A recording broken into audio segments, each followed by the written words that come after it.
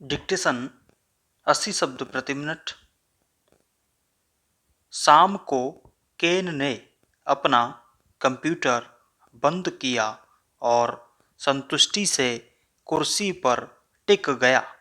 यह एक और शानदार दिन था जिसमें उसने बेहतरीन काम किया था। गलियारे में देखते हुए वह मुस्कुराया और उसने अपनी एक सहकर्मी को हाथ हिलाकर विदा दी, जो दरवाजे की तरफ जा रही थी। ऐसे लोगों का आसपास रहना बेहतरीन था जिनके साथ वह मिलजुल कर बहुत अच्छी तरह काम कर सकता था।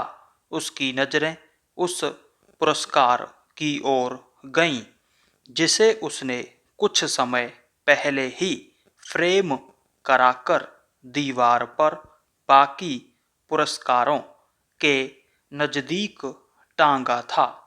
उसने याद किया कि हर पुरस्कार मिलते समय उसे कितना अच्छा लगा था और उसके साथ मिलने वाले प्रमोशन तथा सम्मान भी।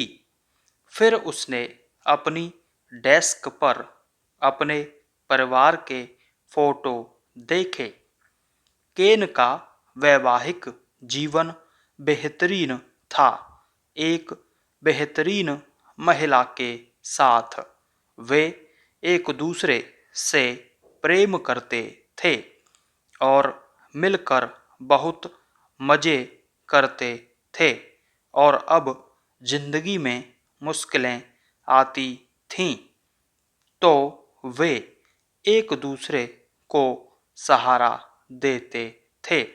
जहाँ तक बेटे और बेटी की बात थी, उन पर केन को सबसे ज़्यादा गर्व था और उनके आसपास रहने से हमेशा खुशी मिलती थी।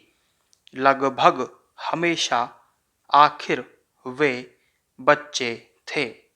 केन ने मुस्कुराते हुए सोचा। उसने संतुष्टि भरी गहरी सांस ली। वह 100% ईमानदारी से कह सकता था कि वह एक खुश इंसान था, कि वह संसार के शिखर पर था। लेकिन यह हमेशा ऐसा नहीं था। 6 महीने पहले केन बड़े बुरे हाल में था। पुराने दिनों की याद आते ही उसके चेहरे की मुस्कान मिट गई।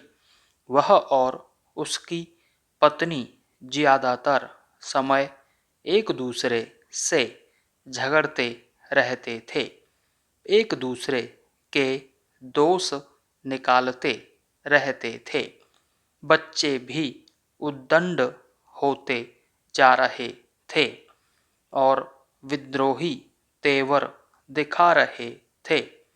स्कूल में भी उनका प्रदर्शन अच्छा नहीं था। उनकी नौकरी में केन बहुत नाखुश था। उसे अपनी नौकरी जोखिम में नज़र आती थी और हर दिन कम से कम 2 सहकर्मियों से उसका झगड़ा हो जाता था। उसे जरा भी पता नहीं था कि वह इस बुरे हाल में कैसे पहुंचा। बस एक दिन उसने खुद को वहां पाया। अपने मित्रों, परिवार वालों और सहकर्मियों को देखने पर उसे एहसास हुआ कि वह अकेला ही नहीं था। दरअसल बहुत से लोग उतने ही बुरे हाल में थे। उनमें से किसी को भी यह नहीं पता था कि वह वहां कैसे पहुँचे। कुछ को तो यह एहसास भी नहीं था कि वे वहां थे।